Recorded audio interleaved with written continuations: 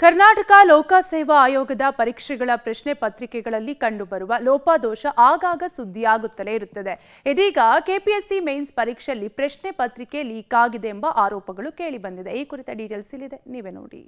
ಕೆಪಿಎಸ್ಸಿಯಲ್ಲಿ ಮತ್ತೊಂದು ಎಡವಟ್ಟು. ಕೆಎಎಸ್ ಪ್ರಶ್ನೆ ಪತ್ರಿಕೆ ಸೀಲ್ ಮೊದಲೇ ಓಪನ್. ಕೆಎಎಸ್ ಅಭ್ಯರ್ಥಿಗಳಿಂದ ಗಂಭೀರ ಆರೋಪ. ಕರ್ನಾಟಕ ಲೋಕಸೇವಾ ಆಯೋಗದಿಂದ ಇಂದು ಕೆಎಎಸ್ ಮುಖ್ಯ ಪರೀಕ್ಷೆ ನಡೆಸಲಾಯಿತು.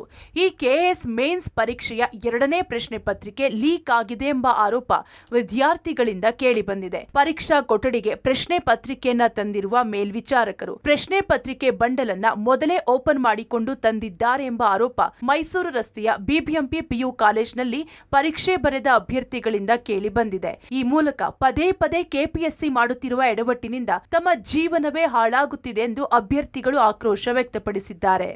ಎಸ್ಎ ಪೇಪರ್ ಇತ್ತು ಕೆಎಸ್ ಮೇನ್ಸ್ ವಿಚಾರವಾಗಿ ಪ್ರಶ್ನೆ ಪತ್ರಿಕೆಗಳನ್ನು ಓಪನ್ ಮಾಡುವಂಥ ಸಂದರ್ಭದಲ್ಲಿ ಪ್ರಶ್ನೆ ಪತ್ರಿಕೆಗಳು ಓಪನ್ ಆಗಿರೋ ರೀತಿ ಕಂಡು ಬಂದಿರುತ್ತೆ. ಸಮಜಾಯಿಷಿ ಕೊಡಿ ಅಂತ ಪ್ರಿನ್ಸಿಪಲ್ರಿಗೆ ಕೇಳಿದಾಗ ಅವರು ಇಲ್ಲ, ನೀವೀಗ ತಕ್ಷಣಕ್ಕೆ ಎಕ್ಸಾಮ್ ಬರೀರಿ, ಇದರ ನಂತರ ನಾವು ಏನು ಮಾಡ್ತೀವಿ ಅಂತ ಹೇಳಿದ್ರೆ ನಿಮಗೆ ಮುಚ್ಚಳಿಕೆಯನ್ನು ಕೊಡ್ತೀವಿ ಅಂತ ಹೇಳ್ತಾರೆ. ಎಕ್ಸಾಮ್ ಆದ ನಂತರ ಪ್ರಿನ್ಸಿಪಲ್ ಹತ್ರ ಮಾತಾಡ್ತಿದ್ದಾಗ ಆದರೆ ಕೆಪಿಎಸ್ಸಿ ಅಧಿಕಾರಿ ಏನು ಮಾಡಿದ್ದಾರೆ ಅಂದರೆ ನಮ್ಮ ಅಭ್ಯರ್ಥಿಗಳ ಮೇಲೆ ದೈಹಿಕವಾಗಿ ಹಲ್ಲೆ ಮಾಡಿದ್ದಾರೆ ಮತ್ತು ಅವ್ಯಾಚ್ಯ ಶಬ್ದಗಳಿಂದ ನಿಂದನೆ ಮಾಡಿದ್ದಾರೆ ಮೇಡಮ್. ಅದನ್ನು ನಾವು ಲೆಟರಲ್ಲಿ ಬರೆದಿದ್ದೀವಿ. ಅದನ್ನು ಪ್ರಿನ್ಸಿಪಲರು ಸಹ ಏನು ಒಪ್ಕೊಂಡಿದ್ದಾರೆ. ಕೆಎಎಸ್ ಪರೀಕ್ಷೆ ಮಾರ್ಚ್ ಏಪ್ರಿಲ್ನಲ್ಲಿ ನಡೆಯಬೇಕಾಗಿತ್ತು. ಆದರೆ ಮೇ 3ರಂದು ಅರ್ಹತಾ ಪರೀಕ್ಷೆ ನಡೆದಿತ್ತು.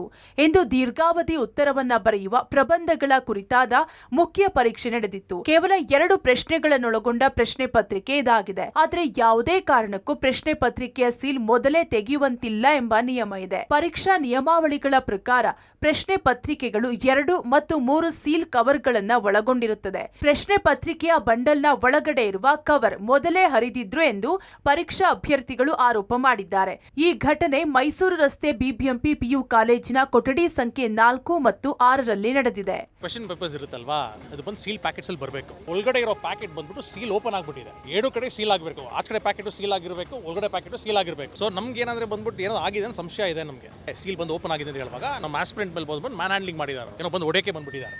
ಪರೀಕ್ಷಾ ಕೊಠಡಿಗೆ ತರುವ ಮುನ್ನವೇ ನೀವು ಹೇಗೆ ಪ್ರಶ್ನೆ ಪತ್ರಿಕೆ ಓಪನ್ ಮಾಡಿದ್ದೀರಿ?